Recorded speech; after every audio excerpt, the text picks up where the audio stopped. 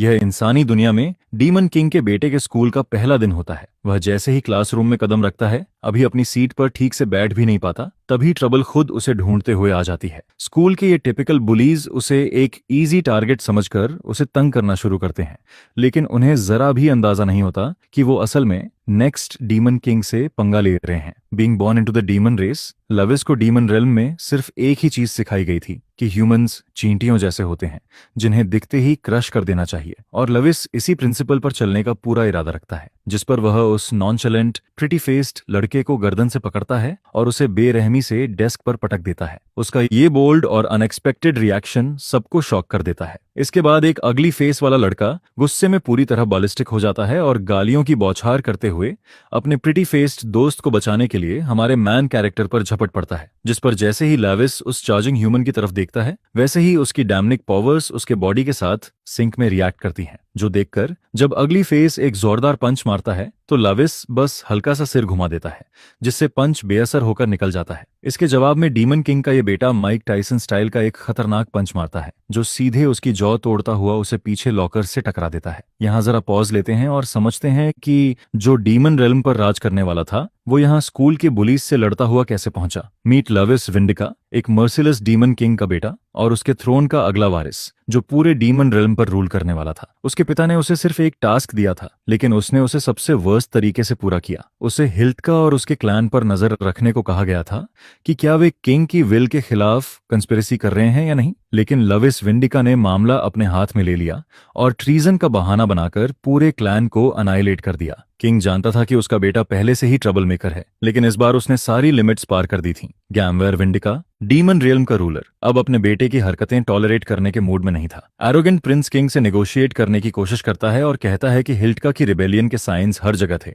इसलिए उसे फैलने से पहले ही खत्म करना बेस्ट ऑप्शन था, जिस पर किंग ऐसे बारबारिक और एक्स्ट्रा जुडिशियल तरीकों पर भरोसा नहीं करता। भले ही वो पनिशमेंट डिजर्व करते हों, लेकिन सब कुछ प्रॉपर लॉ और स्ट्रिक्ट जुरिस्डिक्शन के तहत होना चाहिए था। यह सुनकर एरोगेंट बेटा जोर जोर से हंसने लगता है और इस बोरिंग तरीके का मजाक उड़ाता है। अपने बेटे का यह लैक ऑफ डिसिप्लिन किंग को अंदर तक डिसअपॉइंट कर देता है। किंग पहले से ही मान चुका था कि उसका बेटा शैलो माइंडेड और इग्नोरेंट फूल है। उससे बहस करना दीवार को समझाने जैसा था। इसी वजह से उसने पहले ही उसके पनिशमेंट का फैसला कर लिया था। 12 डार्क थ्रोन्स के साथ डिस्कशन के बाद डीमन रेल्म के लॉज तोड़ने और हिल्का क्लैन के मैसेकर के लिए लविस विंडिका को ह्यूमन रेल्म में एग्जाइल करने का फैसला होता है। सिर्फ एग्जाइल ही नहीं, बल्कि उसकी डार्क पावर्स भी सील कर दी जाती हैं। किंग चाहता था कि उसका बेटा तभी वापस आए जब वह डीमन रेल्म को रूल करने लायक एक सिंसियर इंसान बन जाए। किंग के आदेश पर 12 थ्रोन्स अपने स्पेल्स कास्ट करते हैं ताकि लविस की डार्क पावर्स सील हों और उसे बैनिश किया जा सके। इन 12 थ्रोन्स में राम्बे नाम का एक गाय भी होता है, जिसने जानबूझकर ये सब प्लॉट किया था, और लविस को इस पथेटिक हालत में देखकर उसे अजीब सा थ्रिल मिल रहा होता है। इसके साथ ही कुछ रूल्स भी होते हैं जिन्हें फॉलो न करने पर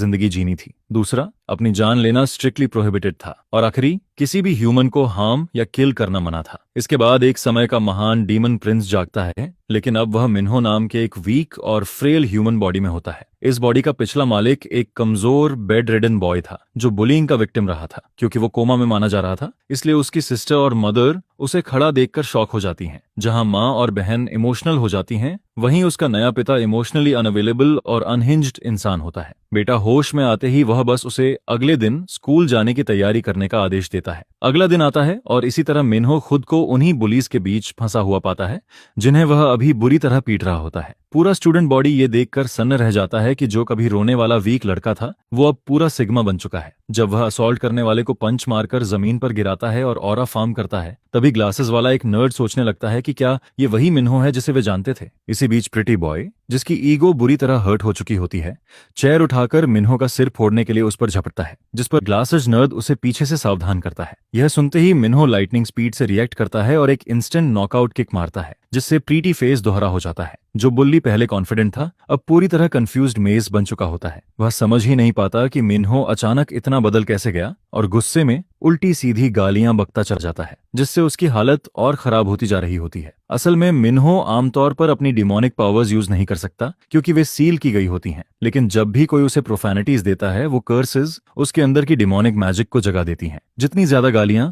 उतनी ज्यादा पावर। रियल में मिन्हो की माँ खुद प्रोफैनिटीज की लिविंग एम्बॉडीमेंट थी। उसने ही उन्हें इन्वेंट किया और ह्यूमैनिटी पर अनलीश किया था। अपनी लेग में सारी कर्सेस अब्सॉर्ब करने के बाद लेविस एक डेविस्टेटिंग स्नैप किक उस बास्टर्ड की चिन पर मारता है। ये फाइनल किक प्रिटी फेस को पूरी तरह अगली बना देती है और वह बेहोश होकर गिर जाता है। वैसे प्रिटी फेस और अगली फेस दोनों का नाम ताइवोन होता है और पूरा क्लास ये अनप्रेसिडेंटेड सीन देखकर डिसबिलीफ में होता है। इस बीच लविस अपनी करंट सिचुएशन पर रिफ्लेक्ट करता है।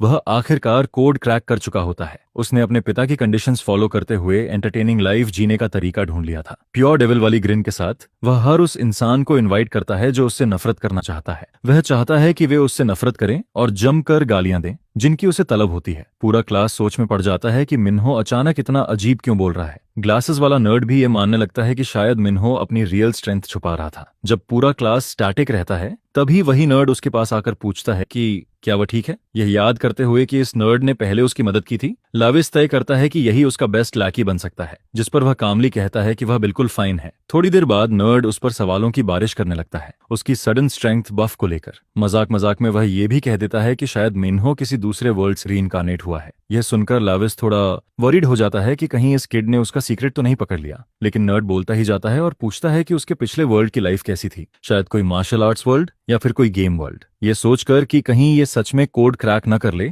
लवीस फैसला करता है कि इससे पहले कि और लोग जाने उसे यहीं एनआईपी कर देना बेहतर होगा। लेकिन उससे पहले ही हमें एक फ्लैशबैक में खींच लिया जाता है। उसका एक क्लोज फ्रेंड उसे इंसानों को मारने से मना करता था। ह्यूमंस को मारना डेमन्स के लिए सोल एनहिलेशन होता है। वह डेमोन ये बात समझता था, लेकिन उसे टीचर सिंथिया की लेसन साफ याद थी जिसमें उसने ह्यूमंस को मौके पर क्रश करने को कहा था, जिस पर उसका दोस्त उसे बताता है कि वो स्टेटमेंट आयरॉनिक थी। असल में डीमंस डेथ के गॉड्स होते हैं। भले ही ह्यूमंस फूलिश क्रीचर्स हों जो एक दूसरे को मारने की कोशिश करते रहते हैं, लेकिन डीमंस को उन्हें हार्म करने का अथॉरिटी नहीं होता और कॉन्सिक्वेंसेज वह पहले ही बता चुका होता है। बैक देन लेविस को लगता था कि इस बात पर ज्यादा स्ट्रेस लेने की कोई जरूरत नहीं है क्योंकि उसे कभी ह्यूमन रेल्म में जाने वाला ही नहीं था। लेकिन प्रेजेंट में लविस खुद को एक डेडलॉक में फंसा हुआ पाता है जहां उसे समझ ही नहीं आ रहा कि इस नर्ड की ट्रैप कैसे बंद कराए बिना उसका गला दबाए, जिस पर लगता है कि उसे कुछ करने की जरूरत भी नहीं पड़ती। नर्ड खुद ही मान लेता है कि जो कुछ वो बोल रहा है वो पूरी तरह एब्सर्ड फैंटेसी है, हालांकि वो ये भी कहता है कि वो भी किसी दूसरे वर्ल्ड में जीना चाहता है। यह सुनकर लावाइस समझ जाता है कि इस नर्ड की बातें जीनियस हैं क्योंकि उनमें डेस्पिरेशन साफ झलक रहा होता है। जैसे जैसे नर्ड और बकता चला जाता है, लविस को राहत मिलती है कि ये किड उसके डीमन ओरिजिन से बिल्कुल अनअवेयर है। अचानक से नर्ड उन दो गूंस को पीट पीट कर पल्प बना देने के लिए उसे सिंसियर कॉम्प्लीमेंट दे देता है। एक मेयर ह्यूमन से तारीफ मिलना हमारे डीमन को अंदर तक चुभता है। जिस तरह कर्सेस उसके लिए स्वीट ललबाई जैसी होती हैं, उसी तरह ह्यूमन से आने वाले कॉम्प्लीमेंट्स उसे बेहद डिस्गस्टिंग फील होते हैं। रात उतरती है और हम अपने मैन कैरेक्टर को उसकी सिचुएशन पर रिफ्लेक्ट करते हुए देखते हैं। एक डीमन जो ह्यूमन बॉडी में फंसा है, उसे किसी भी तरह की मैजिकल एबिलिटीज पोजेस नहीं करनी चाहिए, लेकिन फिर भी उसकी मैजिक पावर्स रिएक्ट कर रही होती हैं। जब उसे अपनी हालत का कोई वैलिडेटिंग आंसर नहीं मिलता तो वो खुद को लावेस विंडिका, डीमन किंग का अनडिफीटेड किन होने के टाइटल पर ग्लोट करता है। लेकिन तभी वही डीमन प्रिंस दर्द से तड़पने लगता है और आखिरकार अपने बेड पर गिर जाता है। उसकी पूरी बॉडी एचिंग होती है क्योंकि ये वेसल उसकी मैजिक को संभालने में स्ट्रगल कर रहा होता है। बेचारा लड़का लगभग आधी रात एगनाइजिंग पेन में बिताता है और फिर जाकर नींद में गिरता है। अगले दिन शाम को नर्ड और डीमन प्रिंस साथ में घर लौटते हुए दिखाई देते हैं। नर्ड अपने दोस्त के लिए ग्रैटिट्यूड जताने में लगा रहता है। दरअसल पहले ऐसा कोई दिन नहीं गया था जब उन्हें बुली न किया गया हो, लेकिन कल से सब कुछ बदल चुका था। लावाइस को ग्रैटिट्यूड बेकार लगता है, खासकर तब जब वो लोग खुद मौत मांग रहे थे। यह सुनकर नर्ड फ्रेंड चौंक जाता है। तभी अचानक मिन्हो को पीछे से आवाज लगाई जाती है, जिस पर वह पलटकर देखता है तो फ्रस्ट्रेटेड बुलीज का एक ग्रुप सामने खड़ा होता है। उनका लीडर असल में सन युन का भाई होता है, वही लड़का जिसे मिन्हो ने 2 दिन पहले डेथ्स डोर तक पहुंचा दिया था। वे इसलिए अनॉयड होते हैं क्योंकि उन्होंने मिन्हो की प्रोटेक्शन के लिए फीस ली थी, फिर भी वो एहसान लौटाने के बजाय कुत्ते की तरह पलटकर काट रहा था। जहां नर्ड डर से कांप रहा होता है, वहीं हमारा लड़का कैंडी स्टोर में पहुंचे किसी मेस्टअप बच्चे की तरह चमक उठता है और चाहता है कि उस पर और इंसल्ट्स फेंके जाएं। नर्ड खुद सोचने लगता है कि उसने कैसा मैसोचिस्ट डिम विटेड दोस्त बना लिया है। गूंस का लीडर ग्रिन करते हुए मिन्हो को सख्ती से फॉलो करने को कहता है। मेनियक खुशी खुशी मान जाता है, बस उसे वर्बली डॉग वॉक्ड किया जाना चाहिए। सिक्लूडेड कंस्ट्रक्शन साइट पर सारे गूंस मौजूद होते हैं, जिसमें शुंग्युन खुद भी शामिल होता है। उसका भाई ये देखकर खुश नहीं होता कि उसका सिबलिंग इस लोली रंट से पिट चुका है। फिर वो मिन्हो की तरफ मुड़कर उसकी आंखों में घूरता है और सोचता है कि इस मैटर को कैसे सेटल किया जाए। वो उसे बिना कॉन्सिक्वेंसेस के जाने देने वाला नहीं था। आखिर मिन्हो ने उसके भाई से पंगा लिया था। वो इस मेस्ड अप किड से पूछता है कि क्या उसकी माँ ने उसे मैनर्स नहीं सिखाए। शायद उसकी माँ भी उतनी ही मेस्ड अप है, जिसने उसे उसके भाई जैसे नाइस किड्स को मारना सिखाया। इस पर मिन्हो बिना रुके कह देता है कि उसकी माँ ने उसे एग्जैक्टली यही सिखाया है। भले ही डीमन पूरी ऑनेस्टी से बोल रहा होता है, लेकिन उसका ब्रेजन जवाब और चेहरे पर चिपकी स्लाई ग्रिन बुली को और भड़का देती है। एरोगेंट फूल गुस्से में एक क्रिस्प स्लैप मार देता है, लेकिन हमारा लड़का अपनी माँ को इंसल्ट होते सुनकर अंदर से थ्रिल्ड हो जाता है। ये इंसल्ट्स उसके लिए म्यूजिक जैसा होते हैं। वो गालियां उस डिमोनिक पावर को इन्वोक कर देती हैं जिसकी उसे इस वक्त जरूरत होती है। इसी पावर से वो उस बास्टर्ड का ओवरपावरिंग हाथ पकड़ लेता है। एक हाथ से टाइट ग्रिप बनाकर लवाइस दूसरे हाथ से फिस्ट बांधता है और ओपोनेंट के फेस पर सॉलिड अपरकट मारता है। फिर लगातार पंचेस की बैराज शुरू कर देता है। वो उस बास्टर्ड को बेरहमी से पीटता चला जाता है। ये अनएक्सपेक्टेड टर्न ऑफ इवेंट्स बाकी गूंस को फ्रेंजी में डाल देता है,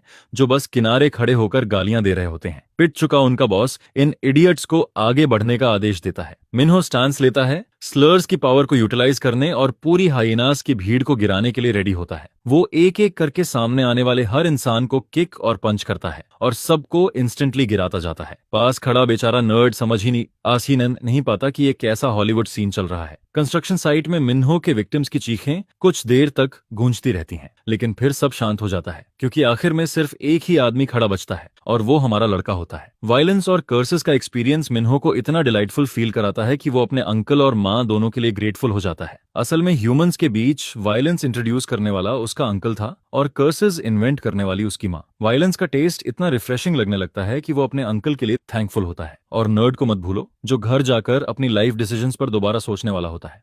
लेकिन नर्ड ही अकेला स्पेक्टेटर नहीं होता। एक पोजेस्ड रैट मिन्हो को पर्पस के साथ ऑब्जर्व कर रहा होता है। पता चलता है कि वो उसका वही अंकल होता है जिसके लिए वो ग्रेटफुल फील कर रहा था। अंकल अपने नेफ्यू को उस लिटिल गिफ्ट को एंजॉय करते देखकर खुश होता है जो उसने इस ह्यूमन वर्ल्ड को दिया था। रानबे, जिसने डीमन प्रिंस को ह्यूमन वर्ल्ड में एग्जाइल करने की पूरी प्लानिंग की थी, वो भी वहां मौजूद होता है। लवाइस का अंकल हाउस हिल्का को एक्सटर्मिनेट करने के लिए किड की एडमिरेशन करता है। राम्बी कहता है कि ये लड़का हमेशा अपनी मनमानी करता आया है और इसकी स्टबर्ननेस से डील करना सिरदर्द है। लेकिन अंकल को सबसे ज्यादा शॉक इस बात का लगता है कि गामाडेर यानी उसके पिता ने उसे इतनी बेरहमी से ह्यूमन रेल्म में सजा के तौर पर भेज दिया। डीमंस का रूल होता है कि रेकलेस लोगों को फोर्सफुल सबमिशन से हैंडल किया जाए। ह्यूमन रेल्म वही जगह है जहां डीमन रेल्म के सबसे यूनिक सिनर को भेजा जाता है। इसका मतलब यह है कि हमारा लड़का जल्दी ही कुछ रियल चैलेंजेस फेस करने वाला है। अंकल को याद आता है कि कभी उसका नेफ्यू सिर्फ छोटे मोटे ट्रबल्स ही क्रिएट करता था। वहीं रानी अब समझ जाता है कि लॉर्ड बार्किन ने उसे डिमोनिक ब्लड स्टोन क्यों ब्लेस किया था। वे अब उन सिनर्स को विजुअलाइज करने के लिए रेडी होते हैं जिन्हें ह्यूमन रेल्म में फेंका गया है। लॉर्ड बार्किन उससे डिटेल्स शेयर करने को कहता है। डार्क मैजिक की टेंड्रिल्स कास्ट होते ही हमें कई पावरफुल डिमोनिक ओपोनेंट्स की विजुअलाइजेशन मिलती है जिनसे हमारे बॉय को लड़ना और उन्हें हराना होगा। लॉर्ड बार्किन हवा में घूम रही डार्क एनर्जी को अब्सॉर्ब करके ये इन्फॉर्मेशन निकालता है। वो बेसब्री से उस परफॉर्मेंस का इंतजार करता है जो उसका छोटा नेफ्यू एक्चुअल डार्कनेस के सामने लाने वाला है। अब वापस मिन्हो की रेगुलर स्कूल लाइफ में चलते हैं। उसका बिगेस्ट फैन बजट मिडोरिया होता है, जिसे यकीन नहीं होता कि इस लड़के ने ट्यू के भाई को बिना पसीना बहाए गिरा दिया। फनी तरीके से मिन्हो स्पाइसी एस नूडल्स खाता है और दर्द से उसकी आंखों में पानी आ जाता है, लेकिन वो इसे पसीना बताने का नाटक करता है। उसका दोस्त उसे बिगिनर फ्लेवर लेने की सलाह देता है, लेकिन हमारा स्टबर्न डीमन प्रोटैगनिस्ट कोई वीकलिंग नहीं होता, इसलिए वो सबसे स्पाइसी हेल फ्लेवर उठा लेता है। अचानक उसके दोस्त का फोन बजता है, लेकिन वो कॉल उठाने में हिचकिचाता है। फिर वो मिन्हो को बताता है कि ये अर्जेंट कॉल है और उसे छोड़कर जल्दी जाना पड़ेगा।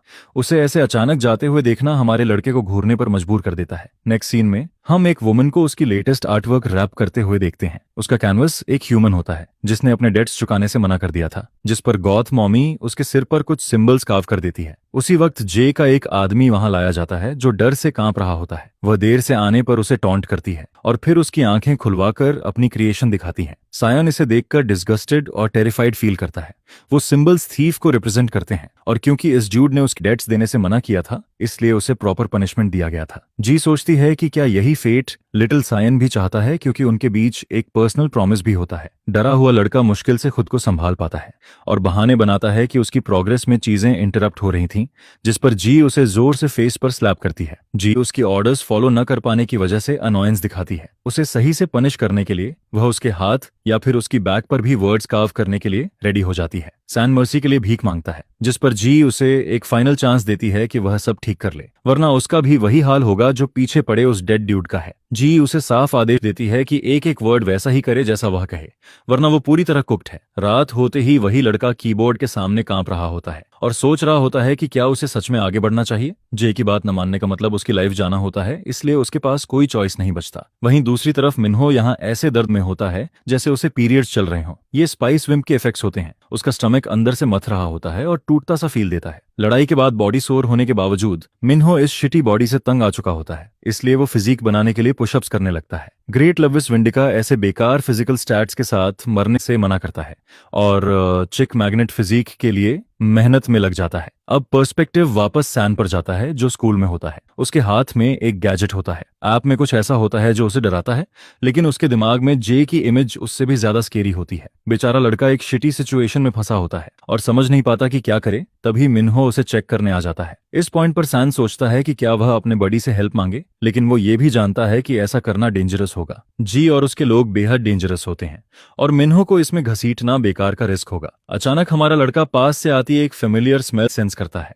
उसी पल एक ऑरेंज हेयर्ड लड़की लड़खड़ाकर गिरती है और जमीन पर आ लगती है। सन अचानक अनकॉन्शियस हो जाती है, जिसे देखकर शन घबरा जाता है और उसकी हालत चेक करता है। लेकिन जब वह उसे पलटता है तो वो लड़की रैबिट डॉग और ज़ॉम्बी जैसी लग रही होती है। वैसे भी जब गर्लफ्रेंड को नो बोल दो तो एवरेज रिएक्शन यही होता है। मजाक से हटकर मिन्हो डिमोनिक एनर्जी सेंस करता है, लेकिन शॉकिंग बात यह होती है कि उसके अलावा किसी ह्यूमन में ये एनर्जी क्यों है। कोच जल्दी से दौड़कर आता है, लड़की को उठाता है और इन्फर्मरी की तरफ ले जाता है। पास से गुजरते वक्त मिन्हो उसकी बाह पर बना इंसिग्निया देख लेता है। ये सिंबल असल में हाउस हिल्ट का होता है, लेकिन किसी ह्यूमन बॉडी पर इसका होना बिल्कुल सेंस नहीं बनाता। मिन्हो इसमें गहराई से इंटरेस्टेड हो जाता है और प्रॉपर चेक करना चाहता है। इसीलिए वह इन्फर्मरी पहुंचता है और चुपके से उसके रूम में जाने की कोशिश करता है। अटेंडेंट उसे रोकती है क्योंकि ये रेस्टिंग आवर्स होते हैं, लेकिन मिन्हो अपनी एक पावर यूज करता है जो ऑब्लिवियन मैजिक से जुड़ी होती है और उसके माइंड पर कंट्रोल लेकर उसकी पोजीशन रीसेट कर देता है। वीक होने के बावजूद वह अपनी करंट स्टेट में ऐसे मिनिमल स्पेल्स कास्ट कर सकता है। हमारा लड़का सोनिया के रूम में पहुंचता है, जो उसे एनॉयड एक्सप्रेशन के साथ देखती है। सीरियस टोन अपनाकर वह सीधे उसकी आइडेंटिटी पूछता है। पहले तो वह अनजान बनने की कोशिश करती है, लेकिन मिन्हो उसका हाथ जोर से खींचता है, उस डिमोनिक मार्क को दिखाता है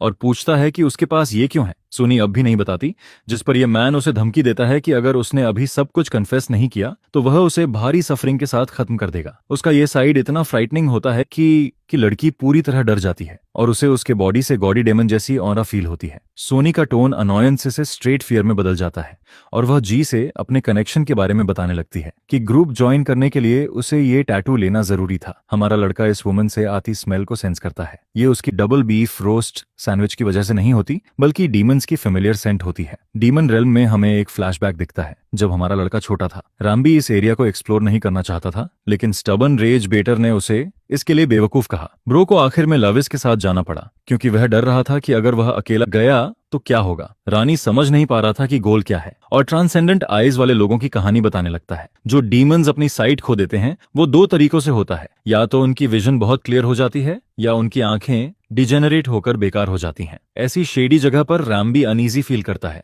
लेकिन लावाइस अलर्ट रहता है क्योंकि वे डेस्टिनेशन के पास होते हैं। दूर से वे एक डेड बॉडी देखते हैं जिसकी हथेली पर एक फ्लावर उग रहा होता है। सारे खतरे इग्नोर करके लाविस फूलों के और पास चला जाता है और रानी उस डेड इंसान को जेरेमी हिल्ट आइडेंटिफाई करता है। लेकिन सवाल ये होता है कि इस बॉडी पर फ्लावर्स उग ही क्यों रहे हैं। रेकलेसली लवाइस एक फ्लावर निकालता है और उसकी रूट से ब्लडी वाइन्स भी बाहर आ जाती हैं। बदबू काफी शिटी होती है। राम्बी इस प्लांट को नॉइंग फ्लावर पहचान लेता है और मिन्हो को यकीन हो जाता है कि सन से अभी वही स्मेल आ रही है जब वह उससे अपनी लाइफ बख्शने की भीख मांग रही होती है। बाहर से रानबे और उसका अंकल लाविस की हर एक्शन ऑब्जर्व कर रहे होते हैं। नेक्स्ट सीन में हमारा लड़का सीधे जीहे की टैटू शॉप पहुंचता है। पहले वह सोचता है कि कहीं फ्लावर और टैटू बस एक कोइंसिडेंस तो नहीं है। अंदर कुछ डूड्स ये समझ नहीं पा रहे होते कि जी को उनमें सॉफ्ट स्पॉट क्यों दिखता है। असल में मैटर साइंस का नहीं बल्कि ऐप का होता है। उनमें से एक कैंडी पकड़े होता है जो किसी तरह की पिल होती है। दूसरा उसे वार्न करता है कि इसे मत खा वरना सूनी जैसे डैमिंग इफेक्ट्स होंगे, लेकिन वो खुद को अलग लेवल का समझता है। अचानक उनके सामने मिन्हो आ जाता है और वही टैटूज और फेमिलियर सेंट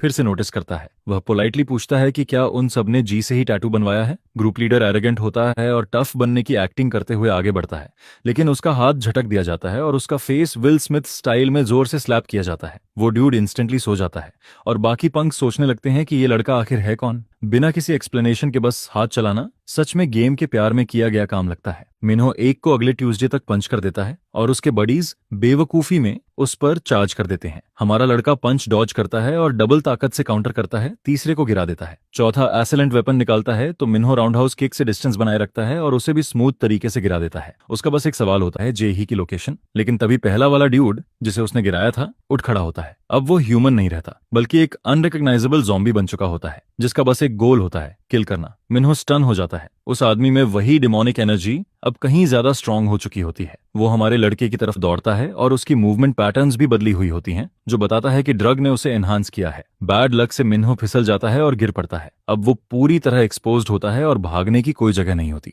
डिमोनिक ह्यूमन एक किलिंग पंच चार्ज करता है और मिन्हो को एहसास होता है कि वह सीरियस ट्रबल में है। सीन कट होकर जी की साइड पर जाता है, जो कहती है कि ऐप अभी पूरी तरह फिनिश्ड नहीं हुई है। वे लोग उस कल्प्रिट को पकड़ लेते हैं जिसने उनसे ब्लू रिबन चुराया था। वही थीफ अपनी गलती मानते हुए उसे छोड़ देने की भीख मांगता है, लेकिन उसके सामने कुछ सबसे रूथलेस लोग खड़े होते हैं।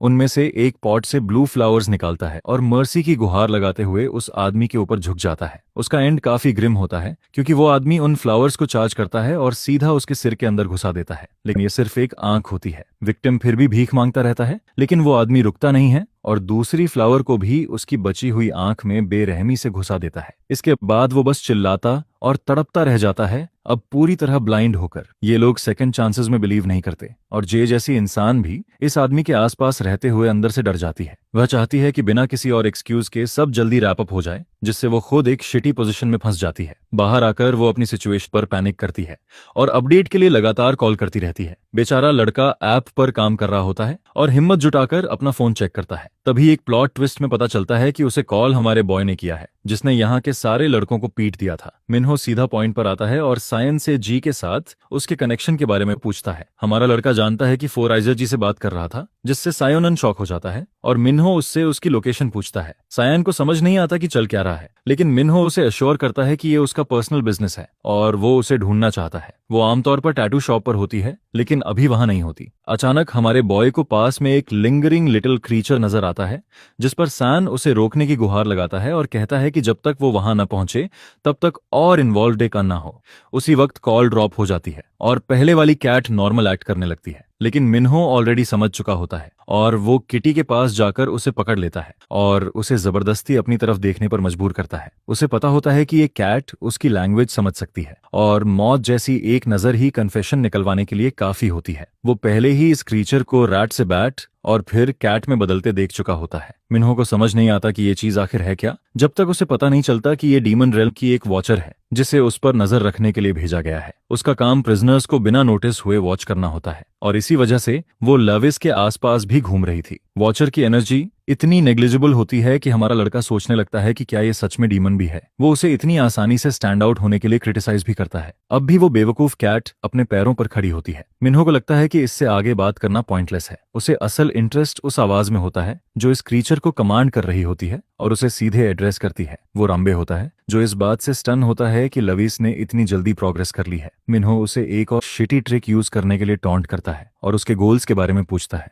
उसका पुराना दोस्त सिंपल खेलता है और कुछ भी शेयर नहीं करता। अनॉयड होकर मिन्हो वो सवाल पूछता है जो उसे परेशान कर रहा होता है कि क्या ह्यूमन डायमेंशन में प्रिजनर्स का मैजिक यूज करना कॉमन है। राम्बी जोर देता है कि कुछ एक्सेप्शंस होते हैं और वो जल्द ही सब समझ जाएगा। अगला टॉपिक नॉइंग फ्लावर का होता है। मिन्हो उसकी इंटेंस सेंट एक्सप्लेन करता है, वही स्मेल जो उन्होंने बैक देन फील की थी, वही फ्लावर जो डीमन रेल्म में फॉरबिडन मानी जाती है, समहाउ ह्यूमन रेल्म में अवेलेबल होती है। रानी अंदाजा लगाता है कि हाउस हिल्ट के डिमोनिक बीस्ट्स पूरी दुनिया में फैल रहे हैं और यहाँ तक कि डीमन रेल्म के एडमिन्स को भी इसका पता चल चुका है। हाउस हिल्ट का नाम आते ही मिन्हो को भारी इरिटेशन होती है और वो समझ जाता है कि इसके कुछ मेंबर्स ह्यूमन वर्ल्ड में मौजूद हैं। राम भी हंसता है और बताता है कि ह्यूमन रेल्म अब वो इनोसेंट जगह नहीं रही, ये एंडलेस मैनिपुलेशन की लैंड बन चुकी है। राम भी चाहता है कि लविस अपने स्टे के दौरान सब कुछ संभाल ले, लेकिन उसकी बातें वेग होती हैं, जिससे मिन्हो कंफ्यूज हो जाता है कि आखिर उसे किस चीज का ध्यान रखना है। राम भी कॉल कट कर देता है और वॉचर की कॉन्शियसनेस वापस आ जाती है, जिससे हमारा लड़का और अनॉयड हो जाता है। नेक्स्ट सीन में जे हे गुस्से में होती है क्योंकि सन ने 1000 बार कॉल करने के बाद भी फोन नहीं उठाया था। सेकंड अप्रोच अपनाते हुए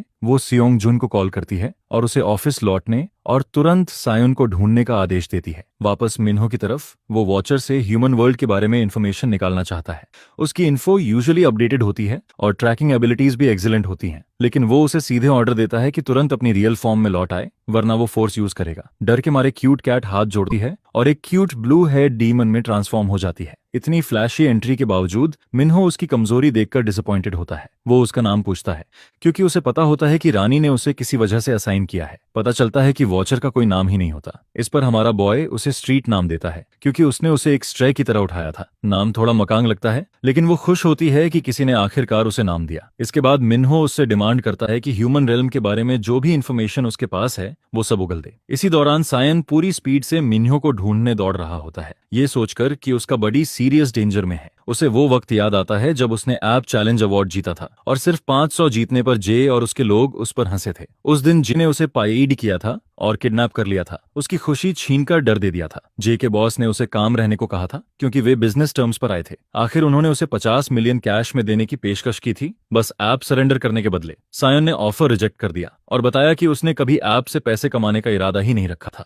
बॉस को यह जवाब पसंद नहीं आया और उसी दिन से सायोनन की फोर्सेड स्लेवरी जी के कंट्रोल में शुरू हो गई थी। वो डरावने ख्यालों को झटक कर अपने दोस्त को ढूंढने की कोशिश करता है, तभी अचानक एक लंबे आदमी से टकरा जाता है और समझ जाता है कि अब वो कुक्कड़ है। ये लोग फोर आइज को ढूंढ ही रहे थे और सायन खुद चलकर आ गया था। जे भी गुस्से से भरी आंखों के साथ वहां पहुंच जाती है। इस बार वो उसे आसानी से छोड़ने वाली नहीं होती। जे उसे फिर से किडनैप कर लेती है और उसे लाइफ भर ऐप कोड करने का आदेश देती है उनकी निगरानी में। अगर उसने कभी भागने की कोशिश की तो उन्हें पता चल जाएगा क्योंकि उनकी हर जगह आईज होती हैं। सायन के नए केज के अंदर भी एक अटेंडेंट रखा जाता है। उसे समझ आ जाता है कि अब सब खत्म हो चुका है। जी के कुछ दोस्त ये सोचने लगते हैं कि क्या ये किड सच में डेवलपर भी है या नहीं, लेकिन बॉस को फर्क नहीं पड़ता। वो ऐप को प्रोडक्ट फैलाने के लिए यूज करना चाहता है। ऐप का नाम आई एम हियर होता है और नाम भी उन्हें शिटी ही लगता है। लॉगिन करते ही सान ऐप पर काम करने लगता है और उसका बॉस जिसकी फ्रॉम माय हीरो एकेडेमिया जैसा दिखते हुए आता है। वो एक्सप्लेन करता है कि ऐप असल में ब्लू रिबन डिस्ट्रीब्यूशन का सेंट्रल पीस है। गोल ये होता है कि ऐप के जरिए बायर्स की इन्फॉर्मेशन निकाली जाए और फिर मार्केट को मैनिपुलेट किया जाए। गेम के अंदर रियल टाइम लोकेशन ट्रैकिंग उन्हें ट्रांजैक्शंस और ज्यादा फैलाने में मदद करता है। इस तरह प्रोडक्ट बेचने का प्लान आखिरकार रियल बन जाता है। ब्लू रिबन वही कैंडी ड्रग होती है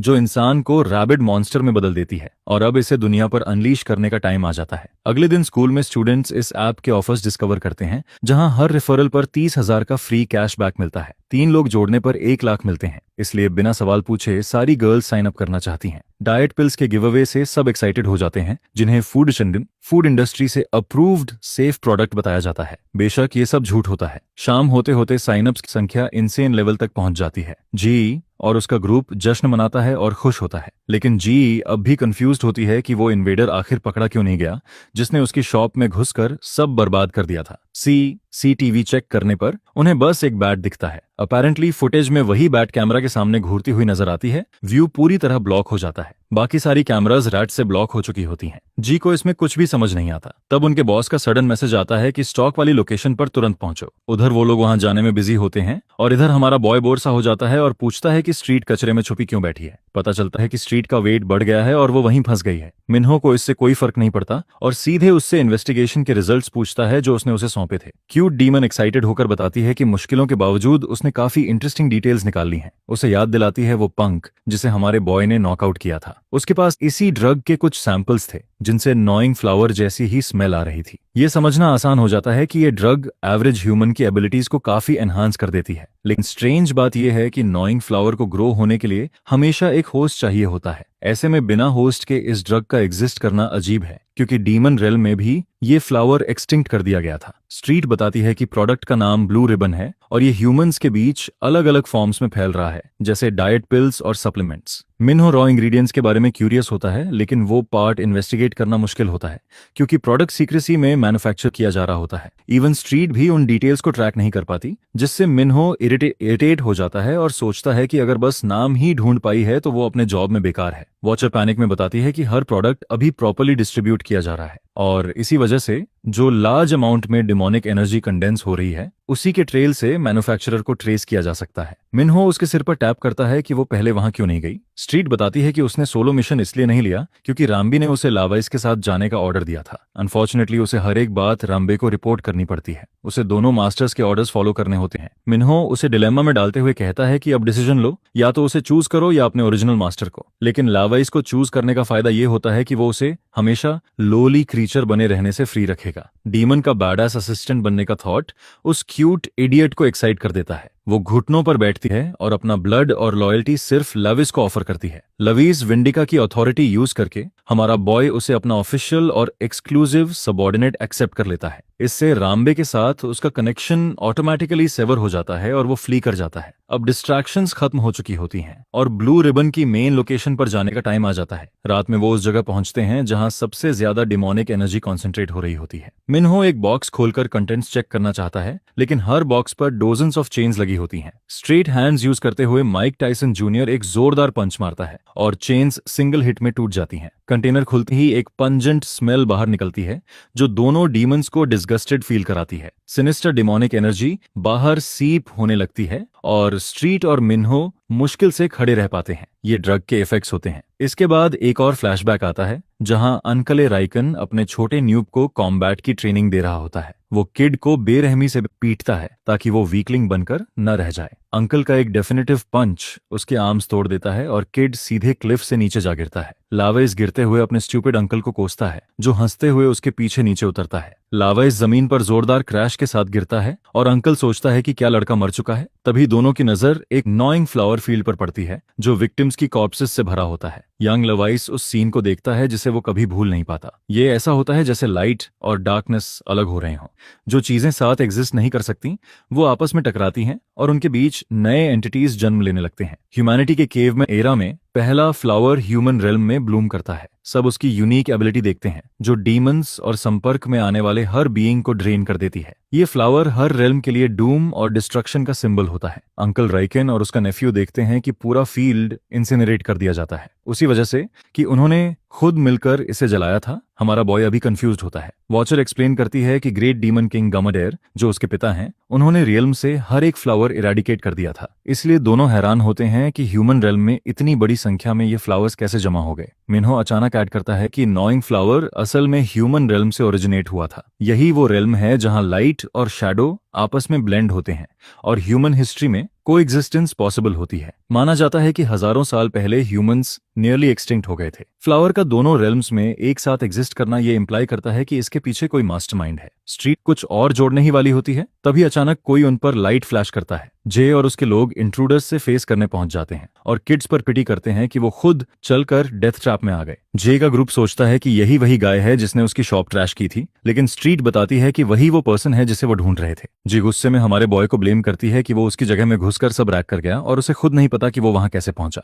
मिन्हो सीधा पॉइंट पर आता है और पूछता है कि क्या वही सब मैनेज कर रही है। जी को उसका एटीट्यूड पसंद नहीं आता, लेकिन वो कंफर्म कर देती है। मिन्हो पूछता है कि प्रोडक्ट में वो किस तरह के मटेरियल्स यूज कर रही है। जी उसकी ऑडेसिटी पर स्कॉफ करती है कि वो उनके बिजनेस सीक्रेट्स में नाक घुसा रहा है। और भले ही मिन्हो को प्रोडक्ट से खास फर्क न पड़ता हो, लेकिन उसे लगता है कि इन्हें ऐसे छोड़ना डेंजरस है। जे अपनी पॉकेट से ड्रग निकालते हुए अपने मैन को सीरियस होने को कहती है क्योंकि एक और फेलियर उन्हें यंग मू का रात दिला देगी। वो उन सबको ढेर सारे ब्लू रिबन्स देती है। क्लाउन्स की तरह वो लोग एक्साइटेड हो जाते हैं। जे उन्हें चुप रहने को कहती है और जल्दी से खाने का आदेश देती है। चारों लूनेटिक्स पिल्स अनरैप करके निगल लेते हैं। फाइट अगली होने वाली होती है। ये जानकर मिन्हो स्ट्रीट को हाइड होने को कहता है क्योंकि वो डिस्ट्रैक्शन बन जाएगी। जे के मैन मॉन्स्टर्स और बजर्क बन जाते हैं और वो इशारे से उन्हें टारगेट क्रश करने को कहती है।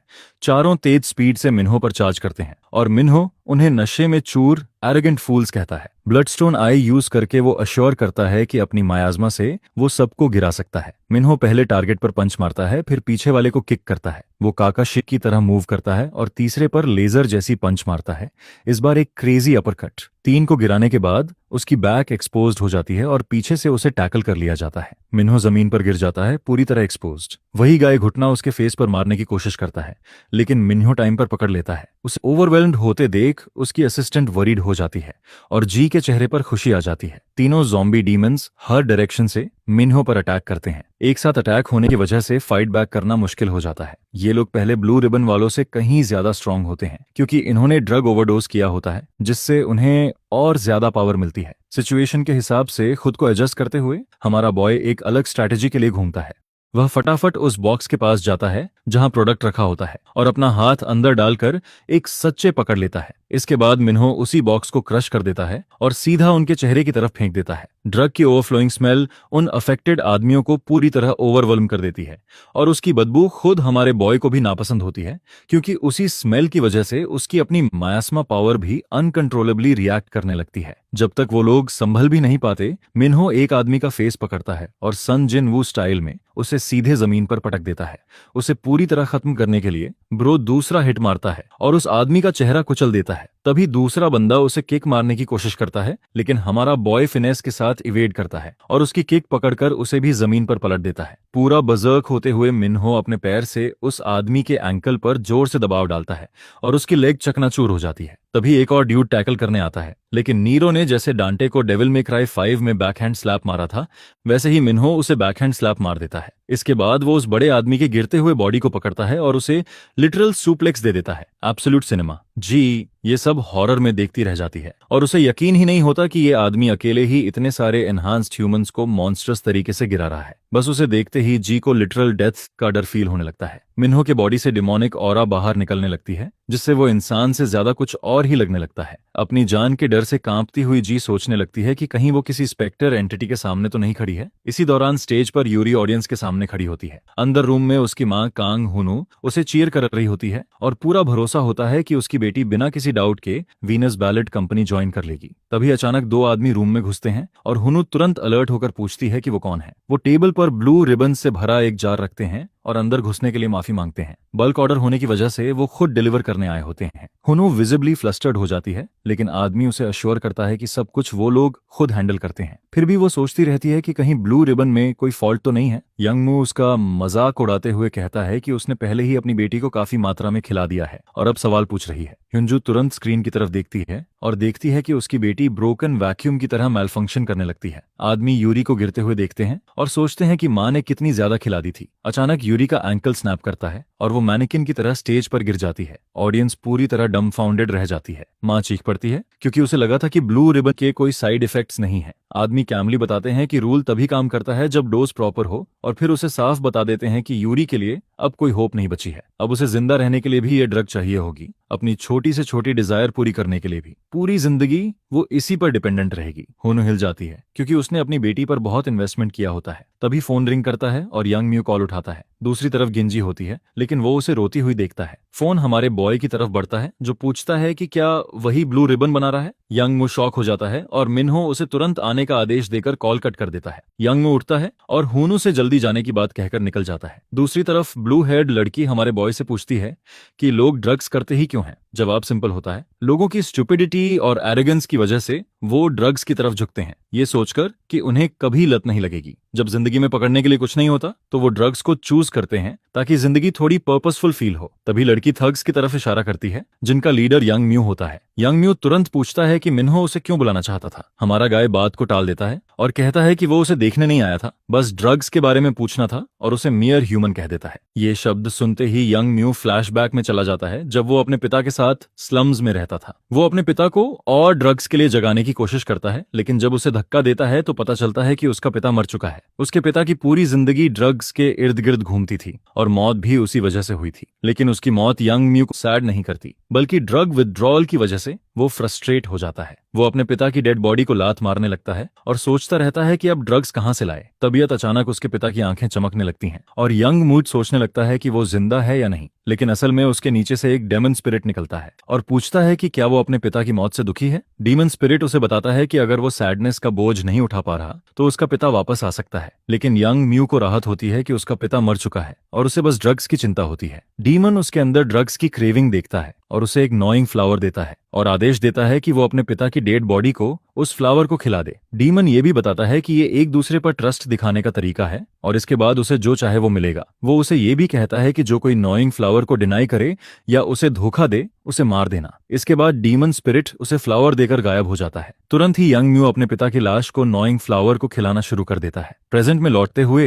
यंग म्यू मेर ह्यूमन कहे जाने पर ऑफेंडेड हो जाता है। हमारा बॉय कामली सोचता है कि क्या यंग म्यू के पास किसी चीज पर फेथ है जिसने उसे जिंदगी में दूसरा चांस दिया हो। जब यंग म्यू वो बात बताता है तो मिन्हो पहले से ही समझ चुका होता है कि उसने डीमन के साथ कॉन्ट्रैक्ट किया है। फिर भी हमारा बॉय आगे बढ़ता है। डीमन और यंग मू दोनों को ट्रैश कह देता है, जिससे यंग मू गुस्से से भर जाता है। वो तुरंत अपने मेन को मिन्हो पर अटैक करने का आदेश देता है। लड़की फौरन भाग जाती है और मिन्हो डिसाइड करता है कि वो इन्हें जल्दी डील करेगा। दूसरी तरफ ब्लू रिबन की सेल्स मैसिव लेवल पर पहुंच जाती हैं और इसका मतलब होता है कि पूरे देश से वीआईपी कस्टमर्स कांटेक्ट करने वाले हैं। पूरी टीम यंग म्यू की तारीफ करती है क्योंकि उसने चाइना और जापान तक रोड्स खोल दिए होते हैं। इधर ऐप का क्रिएटर लॉन्च के बाद से परेशान होता है क्योंकि उसके जरिए ड्रग्स बहुत तेजी से फैल रही होती हैं। वापस हमारे हीरो की तरफ जिंजी रोती हुई मिन्हो को अकेले ही थग्स को गिराते हुए देखती है और उसके इनह्यूमेन मूव्स से कांप जाती है। मिन्हो फिर यंग म्यू को उसे फाइट करने चैलेंज देता है। यंग म्यू को याद आता है कि स्पिरिट ने कहा था जो नॉइंग फ्लावर को डिनाई करे या धोखा दे उसे मार देना। वो 3 ब्लू रिबन से निकालता है और अपने लॉर्ड बावर हिल्ट का नाम लेते हुए उन्हें निगल लेता है। इस तरह वो अपने डीमन लॉर्ड बावर हिल्ट के ऑर्डर्स फॉलो करता है। जैसे ही वो मिन्हो पर वार करने आगे बढ़ता है, जिंजी चिल्लाकर उसे बताती है कि ये हीरो कोई ऑर्डिनरी हाई स्कूलर नहीं लगता, बल्कि उन लोगों जैसा लगता है जिनके साथ यंग म्यू ने नया ड्रग बनाया था। न्यू ड्रग का नाम सुनते ही मिन्हो चौंक जाता है और पर्पल हेयर्ड गाय इसी मौके का फायदा उठाकर उस पर पंच चला देता है, लेकिन उससे एक पल पहले ही हीरो इसे सेंस कर लेता है और उसका हाथ झटक देता है। बिना समय गंवाए रेड हेड बास्टर्ड पंचेस की बारात शुरू कर देता है और उसकी क्रेजी स्पीड देखकर हमारा बॉय भी शॉक्ड रह जाता है। वहीं यंग भी अपनी स्ट्रेंथ देखकर खुद हैरान हो जाता है। वो मिन्हो से पूछता है कि क्या उसे भी अपने गॉड से ब्लेसिंग मिली है, क्योंकि वो चाहता है कि उसका लॉर्ड सिर्फ उसका हो। इसी पल मिन्हो समझ जाता है कि नॉइंग फ्लावर और यंग मू से आती गंदी स्मेल के पीछे की असली वजह क्या है और पूछता है कि जिस गॉड पर वो भरोसा करता है क्या वो बावर हिल्ट है। अपने लॉर्ड का नाम सुनते ही यंग म्यू और भी ज्यादा गुस्से में आ जाता है, जहां हमारा बॉय उसे मॉक करता है कि इतनी सारी चीजों में से वो उस पथेटिक डीमन पर बिलीव कर रहा है जैसे उसके पास मानने के लिए कुछ और बचा ही नहीं हो। ये बात यंग म्यू को और ज्यादा गुस्सा दिला देती है और वो मिन्हो पर चिल्लाने लगता है कि उसने उसके गॉड का अपमान किया है जिसने उस पर दया दिखाई थी। लिमिट्स टेस्ट करते हुए हीरो फिर से यंग मू और बावर हिल्ट दोनों का मजाक उड़ाता है, ये कहते हुए कि वो डायमन कितना पिटीफुल और रिचर्ड रहा होगा जो भागते हुए और छुपते हुए इस आदमी तक आया। यहीं पर यंग मू का गुस्सा पीक पर पहुंच जाता है और वो तेज स्पीड के साथ हमारे बॉय पर पंचेस की बारिश कर देता है, चिल्लाते हुए कि उसके लॉर्ड को ट्रैश की तरह बोलने की हिम्मत कैसे हुई। यंग मू के पावरफुल अटैक से खुद को डिफेंड करते हुए मिन्हो सोचता है कि बावर हिल्ट ने अपना नाम कैसे बनाया। उसे याद आता है वो फाइट जब उसने बावर के सारे आदमियों को स्लॉटर कर दिया था, लेकिन बावर कावर्ड की तरह वहां से भाग निकला था। हीरो ये बर्दाश्त नहीं कर पाता कि वो लोनली कावर्ड यहाँ रॉयल्टी की तरह ट्रीट हो रहा है, इसीलिए वो यंग म्यू से पूछता है कि उसका लॉर्ड आखिर छुपा कहाँ है। जब मिन्हो फिर भी बावर का अपमान करना बंद नहीं करता तो यंग म्यू अपनी बॉडी से और भी तेज स्टेंच छोड़ता है और हीरो को मारने के लिए और पावर यूज करता है। वो मिन्हो को बालों से पकड़ता है और लगातार ब्रूटल पंचेस मारता रहता है, ये कहते हुए कि ब्लू रिबन और बावर हिल्ट दोनों सिर्फ उसी के हैं। यहीं प्रोटैगनिस्ट को समझ आता है कि यंग म्यू डीमोनिक एनर्जी की वजह से अपना दिमाग खो चुका है और अब वो सच में उसे मार देगा। दूसरी तरफ स्ट्रीट ये सब देखकर डर जाती है क्योंकि मिन्हो इस वक्त एक ह्यूमन बॉडी में है। डीमन रेल्म में होता तो वो आसानी से अपनी एबिलिटीज यूज कर सकता था। डीमन रेल्म में वैन भी ये देखता है कि यंग मू पूरी तरह कंट्रोल खो रहा है और कहता है कि नॉइंग फ्लावर का टेस्ट सब्जेक्ट अब पूरी तरह फ्यूज हो चुका है। उसे साफ दिखता है कि मिन्हो ह्यूमन बॉडी में होने की वजह से बिना डिमोनिक ब्लड स्टोन के उसे सप्रेस नहीं कर पा रहा है। जब वो कहता है कि लविस की सोल हमेशा के लिए डिस्ट्रॉय हो सकती है तो पास खड़ा स्लाई डीमन वानी उससे पूछता है कि क्या उसे पता है लविस को सबसे ज्यादा किस चीज से नफरत है। मजाक में ये कहने पर कि लविस का टेम्पर इतना खराब है कि वो हर चीज से नफरत करता है, उसका अंकल बताता है कि असल में उसे गंदगी से सबसे ज्यादा नफरत है क्योंकि उसे मायोफोबिया है, यानी डर्टी चीजों का डर। बस तभी हीरो यंग म्यू की पंच पकड़ लेता है क्योंकि वो उस गंदी बदबू को और टॉलरेट नहीं कर पाता और उसे दूर फेंक देता है। मिन्हो को फील होता है जैसे उसकी पुरानी स्ट्रेंथ वापस आ रही हो। इसी के साथ वो अपनी ग्रेट एनर्जी यूज करता है और फाइट को जल्दी खत्म करने के लिए यंग म्यू की तरफ दौड़ पड़ता है। जैसे ही मिन्हो एक पंच मारता है, यंग म्यू यकीन नहीं कर पाता कि कोई ह्यूमन इतनी पावर रख सकता है। मिन्हो के अंदर का डीमन जब खुद को ह्यूमन कहलाते सुनता है तो वो इतना जोरदार पंच मारता है कि यंग म्यू उड़ते हुए पीछे जा गिरता है, उसकी नाक टूट चुकी होती है। प्रोटैगनिस्ट की स्ट्रेंथ देखकर शॉक में यंग म्यू उससे पूछता है कि वो आखिर है क्या। लेकिन मिन्हो उस बदबू से पागल हो चुका होता है और वो एक और पंच मार देता है।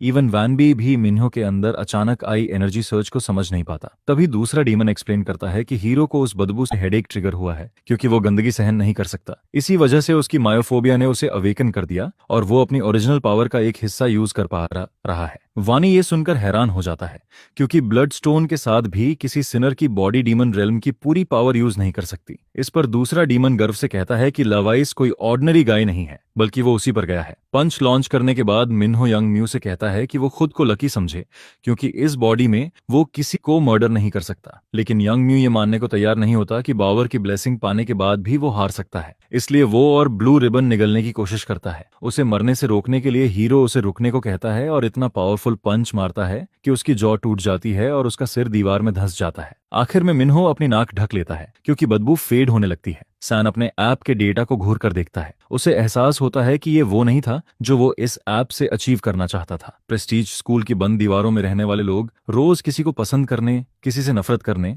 या फेक क्लोजनेस दिखाने का नाटक करते रहते हैं।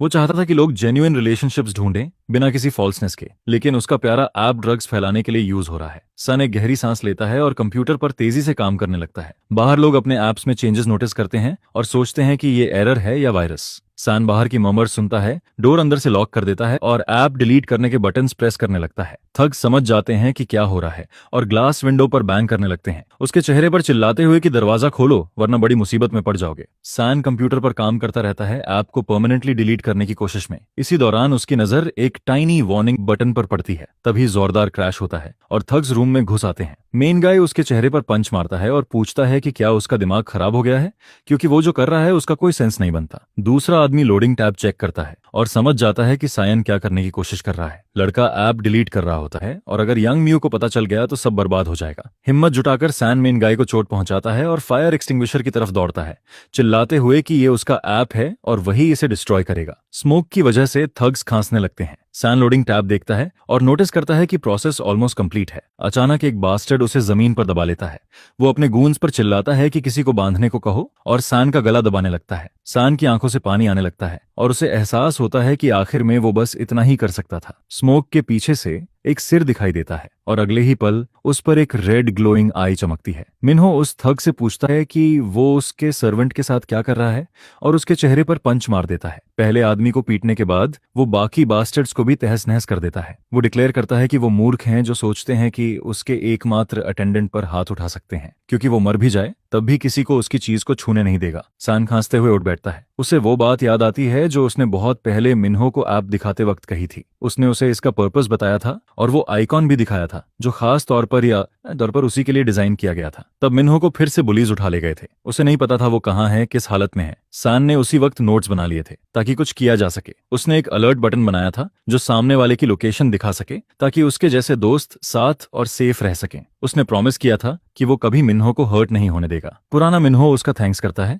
और प्रॉमिस करता है कि वो सबसे पहले ऐप डाउनलोड करेगा। करंट मिन्हो उसे ग्लोइंग वार्निंग बटन दिखाता है और पूछता है कि क्या उसने जानबूझकर ये भेजा था। सान की आंखों से आंसू गिरने लगते हैं और वो सिग्नल समझने के लिए उसका शुक्रिया अदा करता है। वे बिल्डिंग के बाहर चलते हैं जहां स्ट्रीट जी को हैंडल कर रही होती है। एक ही पल में जी खुद को छुड़ाकर भाग जाती है। मिन्हो डीमन फॉलोअर से कहता है कि ठीक है, क्योंकि उनके पास मौजूद नॉइंग फ्लावर्स पहले ही वैनिश हो चुके हैं। साइड में योंजू फायर डिपार्टमेंट को अलर्ट करती है, आग के लिए कॉल करती है और नोटिस करती है कि मोंगू के बॉडी से डार्क एनर्जी निकल रही है जो पेड़ के नीचे अनकॉन्शियस पड़ा होता है। गली में वापस सैन डीमन गर्ल को नोटिस करता है जो लगातार मिन्हो का पीछा कर रही होती है। वहीं हमारा बॉयज अपने थॉट्स में खोया रहता है, ये रियलाइज करते हुए कि वो बास्टर्ड रैनबे और उसका अंकल उसे यूज कर रहे हैं। घर पहुंचकर सान मिन्हो की हालत को लेकर वरीड होता है और उसे कम से कम हॉस्पिटल जाने की सलाह देता है। लेकिन हमारा बॉय पूरा टैंक है, उसे किसी पैचअप की जरूरत नहीं होती। फोर आइज इस बात से बहुत खुश होता है कि उसका बडी आ गया, भले ही उसने SOS बस यूं ही टैप किया था। बेसिकली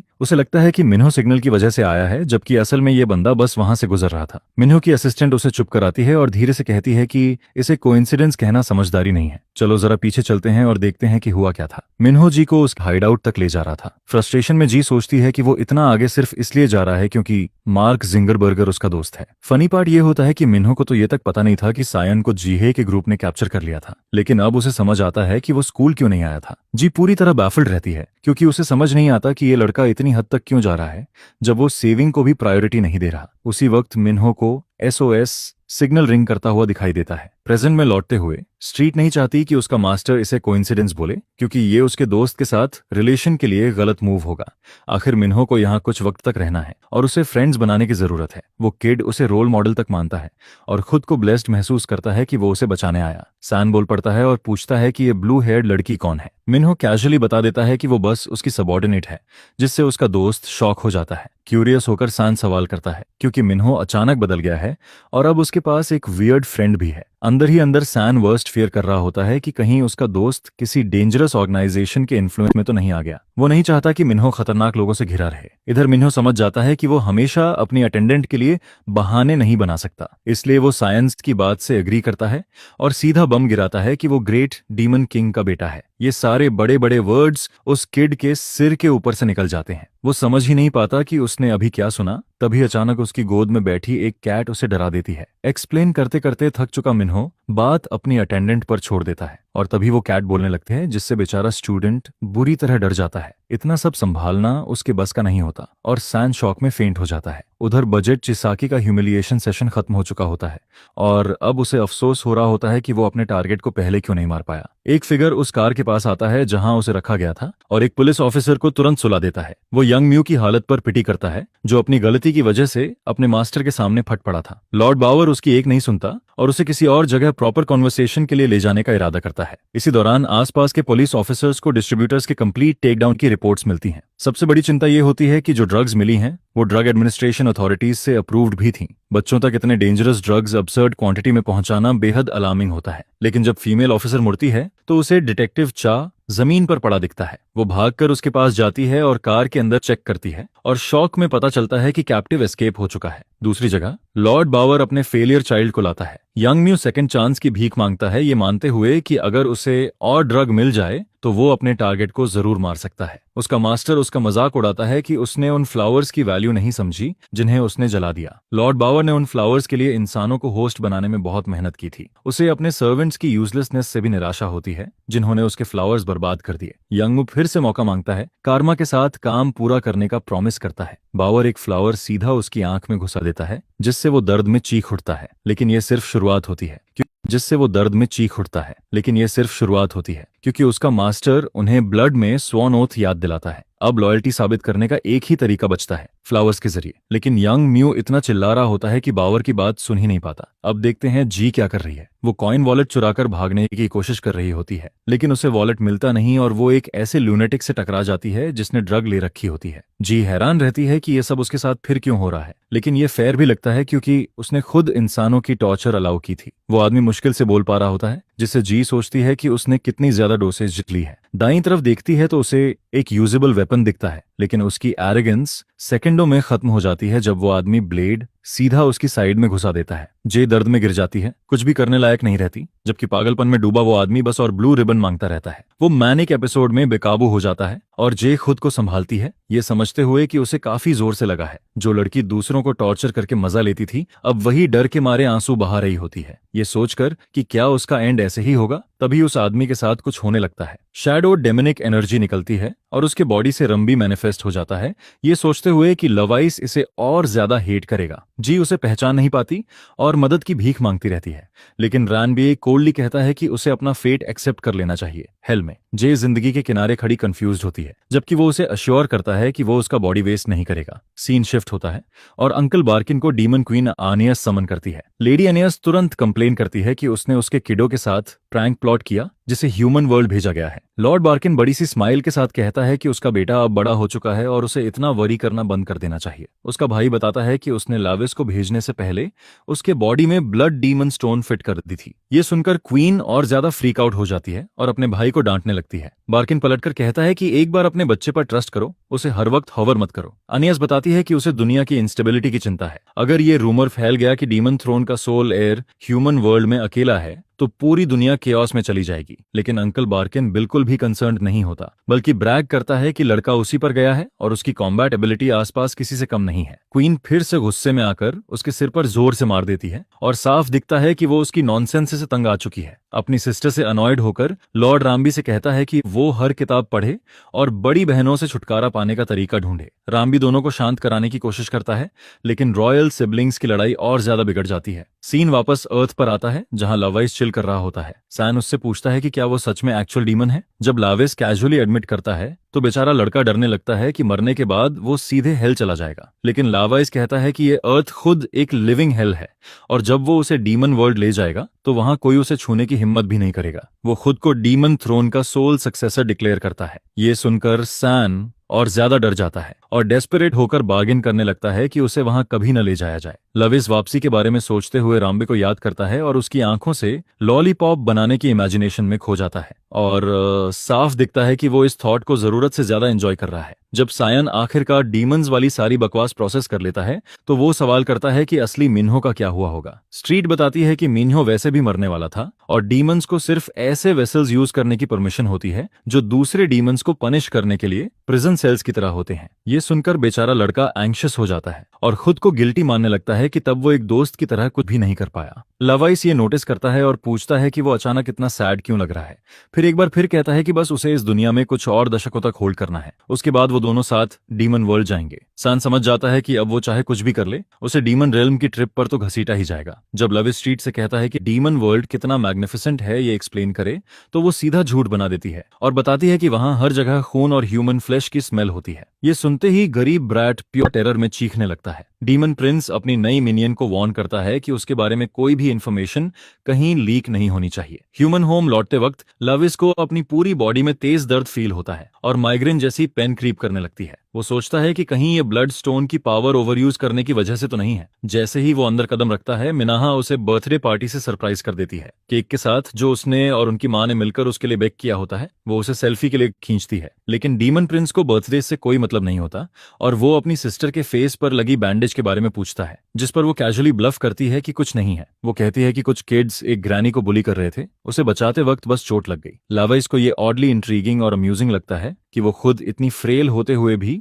दूसरों की मदद करने गई। मिया केक का एक स्पून उठाती है और जबरदस्ती अपने भाई के मुंह में डाल देती है। डीमन स्वीटनेस को रेजिस्ट नहीं कर पाता और इंस्टेंटली उस टेस्ट से प्यार कर बैठता है। तब उनका स्टेपडैडी घर में घुसता है चिल्लाते हुए कि मेरल इलेक्शन की कैंडिडेट स्पीच के दौरान उस पर अंडे फेंके गए। वो रैंट करता है कि वो सबका मैसेकर करना चाहता है और गुस्से में अपने अटेंडेंट के फेस पर जोरदार पंच मार देता है। जब उसकी वाइफ उसे रोकने की कोशिश करती है तो अगली स्टेप डैडी जुंग ताइशिक उसकी तरफ भी झपटता है, उसे पंच मारता है और धक्का दे देता है। मिया अपनी माँ को बचाने आगे आती है, लेकिन डैड यहीं नहीं रुकता बल्कि अपना गुस्सा केक पर निकालता है। वो चिल्लाता है कि उस पर अंडे फेंके जा रहे हैं और इधर उसका परिवार उन्हीं अंडों से केक बना रहा है। वो मीना को धक्का देता है और केक को पूरी तरह बर्बाद कर देता है। बच्चों की माँ डेस्परेटली ताइशिक को रोकने की कोशिश करती है और याद दिलाती है कि आज मिन्हो का बर्थडे है, लेकिन स्टेप डैड झल्लाकर कहता है कि आज किसी भी बर्थडे को वो अप्रूव नहीं करता। वो अपने बेटे को गुस्से से घूरता है और वहां से स्टॉर्म आउट कर जाता है। लावाइस हालांकि अपना केक टूटते देख अंदर से जल रहा होता है। मिन्हो के स्टेप डैडी के लिए उसका ओपिनियन पूरी तरह बदल जाता है और वो उस आदमी को चिलिंग डेथ स्टेयर से घूरता है। उस शाम टेसिक अपने ऑफिस में चिल्ला रहा होता है क्योंकि वी युंगमू नाम का कोई बंदा अब तक उसका पैसा नहीं चुका पाया होता है। ग्रीडी डैडी के पास कैश कम पड़ रहा होता है जिसकी उसे असेंबलीमैन पार्क के साथ फोटो लेने के लिए जरूरत होती है ताकि वो खुद को प्रॉपर्ली एडवर्टाइज कर सके।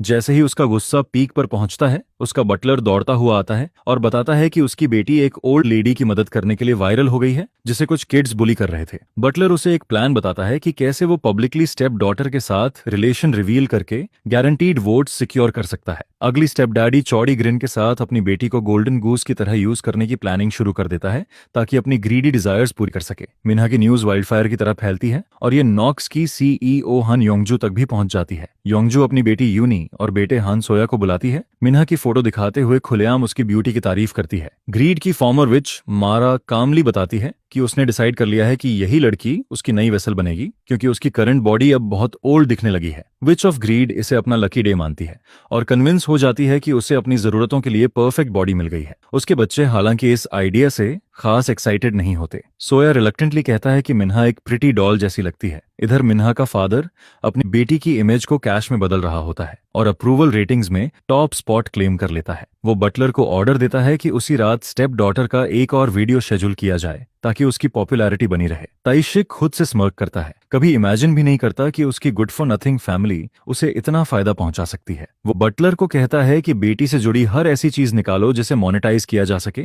चैरिटी अपीयरेंसेस और पब्लिक वॉलंटियरिंग जैसे आइडियाज पुश करते हुए, ताकि हर पॉसिबल बेनिफिट निकाला जा सके। तब टीसिक को बताया जाता है कि नॉक्स की सीईओ ने डायरेक्ट अप्रोच किया है। ये सुनते ही ग्रीडी बैस्टर्ड की आंखें और चमक उठती हैं। स्टोरी फिर सैन पर शिफ्ट होती है, जो आर्ग्यू करता है कि उसे पता ही नहीं था कि मिन्हो का स्टेपफादर मेयर सीट के लिए लड़ रहा है। लवाइस उससे पूछता है कि क्या वो मिन्हो की फैमिली को सच में अच्छी तरह जानता है। सायोन एक्सप्लेन करता है कि मिन्हो अपनी पर्सनल लाइफ पर कम ही बात करता था, लेकिन एक चीज पक्की थी, वो अपनी सिस्टर के बहुत क्लोज था। जब वो बताता है कि मिन्हो उसे कितनी गहराई से चेरिश करता था, तो लवाइस के अंदर कुछ क्लिक करता है। उसे याद आता है कि उसके ग्रेट अंकल ने एक बार कहा था कि अपने लव्ड वंस को वैसे ही चेरिश करना चाहिए जैसे वो रैन और खुद को करता है। तब स्ट्रीट किटी फॉर्म में दीवार के एक होल से निकलने की कोशिश करती है, लेकिन हाफ वे फंस जाती है। पता चलता है कि फूडी इतने खाने में ऑब्सेस्ड हो चुकी है कि उसका पेट बहुत ज्यादा फूल गया है। लावाइस उससे पूछता है कि रानी ने क्या कहा। वो कैजुअली जवाब देती है कि राम्बी वहां था ही नहीं, बस एक नोट छोड़ गया है। लावाइस नोट खोलकर पढ़ता है और उसमें रंबे उसे अनोइंगली स्मग तरीके से प्रेज कर रहा होता है। इतना ही नहीं,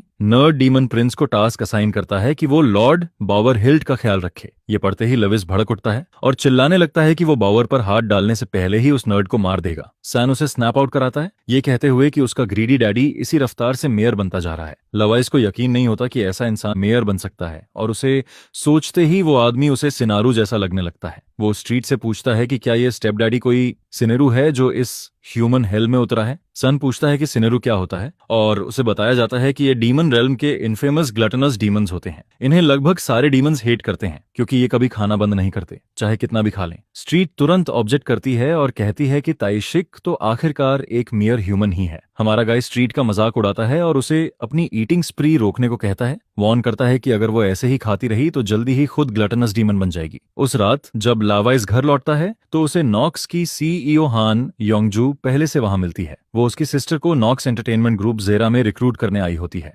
वो बताती है कि वो मिन्हा को ग्रुप के लिए डांसिंग सेंटर के तौर पर अपने अंडर काम करवाना चाहती है। उनकी मां ऑब्जेक्ट करती है, कहती है कि उसकी बेटी ने कभी सेलिब्रिटी बनने की इच्छा नहीं जताई, लेकिन ताइशिक तुरंत उसे कट ऑफ कर देता है, ये कहते हुए कि सीईओ के सामने बोलने की हिम्मत कैसे की। वो अपनी वाइफ की तरफ से माफी मांगता है और बात को हल्के में टालते हुए कहता है कि वो थोड़ी ज्यादा कंजर्वेटिव है। योंगजू सॉफ्टली उनकी मदर को कंफर्ट करती है और अश्योर करती है कि प्रॉपर अरेंजमेंट्स किए जाएंगे ताकि मिन्हा अपनी स्टडीज के साथ साथ नॉक्स में अपनी एक्टिविटीज बैलेंस कर सके। वो इसे once in a lifetime opportunity की तरह पेश करती है। वो आगे समझाती है कि अब टाइम्स बदल चुके हैं और आजकल सेलिब्रिटीज आसानी से अपने करियर के साथ साथ यूनिवर्सिटी भी अटेंड कर सकते हैं, जिससे ये सब बिल्कुल रीजनेबल और सेफ लगता है। जैसे ही स्टेप डैडी डॉक्यूमेंट साइन करके अपनी बेटी को प्रैक्टिकली सेल करने ही वाला होता है, मिन्हो अंदर से अनईजी और एंग्शियस फील करने लगता है। उसी वक्त सीईओ मिन्हो को वहां खड़ा देखती है और उसे भी ग्रीट करती है, पोलाइटली अपना इंट्रोडक्शन देती है। जब लावाइस उसे वापस ग्रीट नहीं करता तो बिग बैड डैडी तुरंत उसे रूड और एरोगेंट कहकर डांटता है, लेकिन सीईओ खुद बीच में रोकते हुए कामली कहती है कि आजकल किड्स का ऐसा बिहेवियर नॉर्मल है। लावाइस को याद आता है कि स्ट्रीट ने बताया था कि बॉडी का ओरिजिनल ओनर अपनी सिस्टर को कितनी गहराई से चेरिश करता था। यहीं से कहानी डीमन प्रिंस के पास में चली जाती है, जब वो अपने अंकल के साथ ट्रेनिंग कर रहा होता है। लॉर्ड बार्किन उसे बताता है कि दुनिया इविल फोर्सेस से भरी है जो हमेशा रूलर को गिराने की कोशिश करती हैं और सक्सेसर होने के नाते उसे एक दिन अपने फादर गमुएर की विल कैरी करनी होगी। वो समझाता है कि फॉलोअर्स को एम्ब्रेस करना और प्रोटेक्ट करना कितनी बड़ी रिस्पॉन्सिबिलिटी है। लड़का आर्ग्यू करता है कि उसकी ओन स्ट्रेंथ ही काफी होनी चाहिए, जिस पर उसका अंकल हंसते हुए कहता है कि एक दिन उसका दिल लोगों की तरफ खिंच जाएगा बिना उसे रियलाइज हुए। बार्किन कहता है कि उस पॉइंट पर वो बदल जाएगा, लेकिन 100 साल से ज्यादा जी चुका डीमन चाइल्ड लवाइस इन बातों की कोई परवाह नहीं करता। प्रेजेंट में वापस आकर लवाइस आखिरकार मिन्हा के लिए स्टैंड लेता है और उससे ऑनेस्टली पूछता है कि क्या वो अपनी विल के खिलाफ इस मैस में फंसाई जा रही है। वो अश्योर करता है कि वो सब खुद हैंडल करेगा। मीना एक पल हेजिटेट करती है और उसके दिमाग में फ्लैशबैक आता है कि कैसे उसका स्टेप डैडी उनके फैमिली के साथ हॉरिबली बिहेव करता रहा है। उसे वो दिन याद आता है जब उसकी मदर को बेरहमी से पीटा जा रहा था, जब वो बच्चों को लेकर तैशिक से भागने की कोशिश कर रही थी। उसकी माँ ने गिड़गिड़ाकर भीख मांगी थी और मीना ने भी स्टैंड लेने की कोशिश की थी, लेकिन उनकी कोई बात मैटर नहीं करती क्योंकि उनके पास खुद को प्रोटेक्ट करने के लिए कुछ भी नहीं था। ये सब याद करते हुए मीना आखिरकार कहती है कि वो अग्री है, लेकिन एक स्ट्रिक्ट कंडीशन रखती है कि जो भी पैसा वो कमाएगी वो सीधे उसके नाम पर जाएगा। वो उस पैसे से अपने फैमिली को इस मेस से बाहर निकालना चाहती है। कॉन्सिक्वेंसेस से अनजान उसका फादर नर्वस होकर पसीना बहाता है, लेकिन सिचुएशन देखते हुए साथ देता है। कॉन्ट्रैक्ट साइन होने से पहले उसकी मदर एक बार फिर पूछती है कि क्या वो सच में ये करना चाहती है। मिया अपनी माँ को अश्योर करती है कि वो अच्छा करेगी और फिर अपने ब्रदर की तरफ देखकर साइलेंटली थैंक्स करती है कि उसने उसके लिए स्टैंड लिया। सीन शिफ्ट होता है और नॉक्स की सीईओ अपनी कार में वापस जा रही होती है और विच के दिमाग में कोई एक्साइटिंग प्लान चल रहा होता है। सोया कमेंट करता है कि मिन्हो किसी वजह से थोड़ा ऑफ लगा। सीईओ विच फिर एनी से पूछती है कि उसे वो कैसा लगा और वो भी एग्री करती है कि लड़के में कुछ अनयूजुअल या स्पेशल है। योंगजो सजेस्ट करती है कि शायद वो डीमन रेल्म का ट्रैकर हो सकता है, जिससे उसका बेटा अलर्ट हो जाता है। वो पूछता है कि क्या वो मिन्हो को एलिमिनेट करना चाहती है, लेकिन योंगजो उसे इम्पल्सिव होने से रोकती है और फर्मली कहती है कि अभी उनकी ओनली प्रायोरिटी मिन्हा है, बाकी कुछ मैटर नहीं करता। जब लड़का फिर इंसिस्ट करता है तो वो एक्सप्लेन करती है कि एक मूनलेस नाइट जल्द ही आने वाली है, जिस दिन वो रिचुअल परफॉर्म करके वेसल क्लेम करेगी। उसके बाद वो मिन्हा के साथ जो चाहे कर सकता है। तभी एनी कुछ बोलने के लिए सीईओ को मारा कहकर एड्रेस करती है, लेकिन विच गुस्से में स्नैप करती है और वॉर्न करती है कि वो नाम दोबारा कभी यूज न करे। वो बोस्ट करती है कि जल्द ही 12 ब्लैक सीट्स में बैठा डीमन किंग भी उसका कुछ नहीं बिगाड़ पाएगा। अगले दिन मिन्हा जिर पहुंचती है और ग्रुप की नई सेंटर के तौर पर इंट्रोड्यूस की जाती है। 2 पोनीटेल्स वाली एक लड़की प्रोटेस्ट करती है, कहती है कि उसने इस पोजीशन के लिए बहुत मेहनत की थी, लेकिन उसे इग्नोर कर दिया जाता है। सीईओ के जाते ही पोनीटेल गर्ल मिन्हा को बुली करने लगती है और कंप्लेन करती है कि उसने कनेक्शंस के दम पर पोजीशन छीनी है। वो मीना के फेस पर खरोंच मार देती है, जिससे थोड़ा खून निकल आता है और ओपनली चैलेंज करती है कि देखे उसकी कनेक्शंस उसे कितनी दूर ले जाती हैं। सोया कैमरा से ये सब देख रहा होता है और उसे पूरा यकीन होता है कि जब उसकी मदर को पता चलेगा तो वो भड़क उठेगी। वो तुरंत अपनी माँ को बताता है कि हायान ने उसकी ब्यूटीफुल वेसल के फेस को नोच लिया है। ये सुनते ही लेडी पूरी तरह रेज से भर जाती है। इधर कहीं और हमारा डीमन प्रिंस अपने मिनियंस को समन करता है और बताता है कि उसकी सिस्टर को बुली किया जा रहा है। स्ट्रीट आर्ग्यू करती है कि नॉक्स बहुत फेमस है और अगर उसकी सिस्टर सही से खेले तो ह्यूमन वर्ल्ड में इजीली डोमिनेट कर सकती है। लावाइस एक्सप्लेन करता है कि वो इंटरफियर नहीं करेगा क्योंकि उसकी सिस्टर खुद ये चाहती है, लेकिन जो उसे ट्रिगर करता है वो सीईओ और उसके किड्स हैं। वो कहता है कि वो उनमें से किसी से भी मायाज़मा सेंस नहीं कर पाया, फिर भी सीईओ उसकी आंखों में आंखें डालकर देख रही थी। उसे शक होता है कि वो ह्यूमन के डिस्गाइज में डीमन हो सकती है। स्ट्रीट कहती है कि डीमन रेल्म से लंबे समय तक ह्यूमन वर्ल्ड में रहने पर डीमंस के लिए अपना मायाज़मा कंसील करना आसान हो जाता है और कॉशन से आगे बढ़ने को कहती है। वो डीमन प्रिंस को लोगों को ऐसे घूरने के लिए लेक्चर भी देती है और मानती है कि ह्यूमंस को स्टेयर करना पसंद नहीं होता। लावा इस टॉपिक वापस लाता है और इंसिस्ट करता है कि वो डीमन को पहचान सकता है, चाहे उसके पास अभी पावर्स ना हो। सैन उसका मजाक उड़ाता है, याद दिलाता है कि वो बावर को भी नहीं ढूंढ पाया था। रिडिक्यूल से अनॉयड होकर डीमन प्रिंस गुस्से में आ जाता है और स्ट्रीट को ऑर्डर देता है कि उसे डीमन रेल्म के इन्फर्नल ट्रेनिंग ग्राउंड्स ले जाए। वो इस बात से फ्यूरियस होता है कि ब्लड स्टोन की पावर यूज न कर पाने की वजह से लोग उसे लुक डाउन कर रहे हैं। वो स्ट्रीट से पूछता है कि क्या उसे अपनी स्ट्रेंथ रिकवर करने का कोई तरीका मिला है। स्ट्रीट नॉड करती है और कंफर्म करती है कि मिला है। इसके बाद वो उसे सीईओ और उसके ट्विंस की इन्वेस्टिगेशन का ऑर्डर देता है और सैन को साथ ले जाने को कहता है, उसे अपना अटेंडेंट नंबर 1 बुलाते हुए। इधर हायन सड़क पर चल रही होती है, उसकी आंखों से आंसू बह रहे होते हैं। तभी उसे कुछ सुनाई देता है और वो मुड़कर देखती है कि एनी तलवार लेकर उसका पीछा कर रही है। वो पैनिक होकर पूछती है कि क्या उसने कुछ गलत किया है और माफी मांगती है, ये कहते हुए कि वो बस एक पल के लिए गुस्से में आ गई थी। एनी एक पल भी वेस्ट नहीं करती और सिर्फ मिन्हा के फेस पर हल्की सी स्क्रैच डालने के लिए उसे ब्रूटली मर्डर कर देती है, ये कहते हुए कि उसकी मदर को ऐसा बिहेवियर बिल्कुल पसंद नहीं है। अब थोड़ा बैक स्टोरी। डीमन के पोजेस करने से पहले मदर एक हैप्पीली मैरिड वुमन थी जो किड्स होने के बहुत करीब थी। बैनिश्ड होने के बाद डीमन सीवर से निकलती है और उसे परफेक्ट वेसल समझती है। उसी रात वो उसके घर में घुसती है और जबरदस्ती उसके बॉडी में एंटर कर जाती है। वो प्रॉमिस करती है कि वो उसके होने वाले बच्चों का अच्छे से ख्याल रखेगी क्योंकि कम से कम वो सर्वेंट्स की तरह यूजफुल होंगे। बेड पर लेटी हुई वो पूरी साइको की तरह हंसने लगती है। उसका हस्बैंड आवाज सुनकर उठ जाता है और वही उसकी सबसे बड़ी गलती बन जाती है। पोजेस्ड वुमन उसे गला दबाकर खिड़की तक घसीट ले जाती है। शायद उसे लगा होगा कि कोई 50 शेड्स वाला सीन चल रहा है, लेकिन जब उसे एज पर लटकाया जाता है तब उसे समझ आता है कि वो फंस चुका है। इस बात से डिस्गस्टेड होकर कि उसे ऐसे फिलाती ह्यूमन के साथ रहना पड़ा जिसे वो कभी अपना हस्बैंड कहती थी, वो उसे बेरहमी से बालकनी से नीचे फेंक देती है।